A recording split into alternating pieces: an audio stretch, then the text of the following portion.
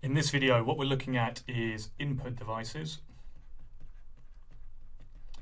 And most of these you'll recognize from your everyday use of computers and various other devices. One or two may be slightly new to you. And so input devices fit into a computer system in that we give some kind of input, something gets processed, and then we have an output. And the important thing with an input device is that we are converting analog signals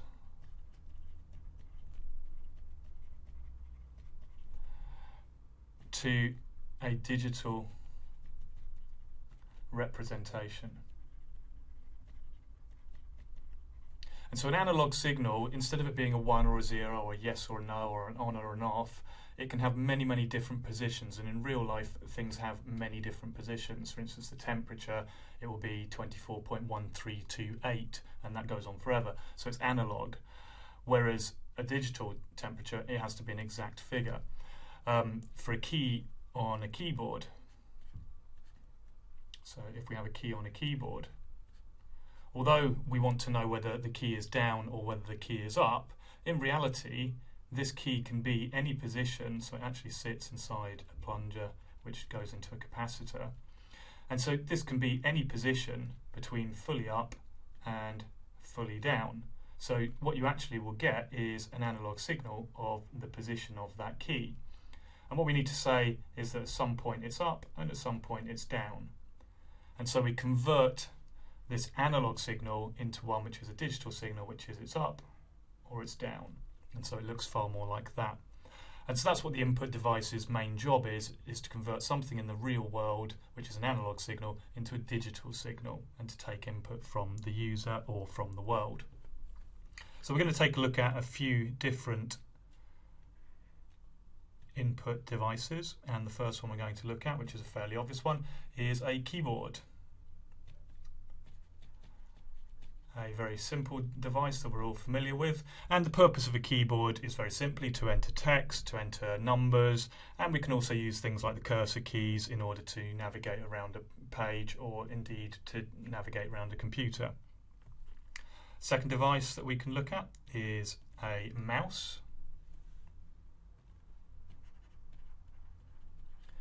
And the purpose of the mouse is really just moving the mouse pointer. Obviously we have the ability with two buttons on it to click and select things, and by moving the mouse we move the ball underneath, or we change how the reflection of the infrared light moves, and that causes the mouse cursor to move. But the only input the computer's getting is that there has been a movement of the mouse to a different position. The movement of the mouse cursor itself is it's processed first, that move, and then there'll be the output on the screen. Next one, very similar device, is a trackpad. So if you move your finger on the trackpad, then that can perform the same as the mouse and cause the mouse cursor to move. Next device is a scanner or a flatbed scanner. And a scanner is used for scanning in documents. So you can take documents, you can take photos, scan them into the computer, and out they will come in an image once they've been processed. So it's converting that analog signal of any document or any picture or photo that you give it, and it's converting that into a digital signal which the computer can then interpret as an image.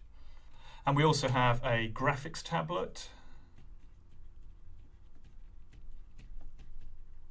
So this is a slightly more specialized device, and so what you have with a graphics tablet is you have the tablet itself and you have the pen, and so when the pen gets close it can sense that the pen is close and the position, so like I'm doing here, the position of the tablet, I'm just hovering above the graphics tablet, and once I touch it, it's pressure sensitive on the pen nib, and so as I touch it, if I press harder, then I can interpret that and make the line thicker. If I don't press as hard, I can make the line thinner.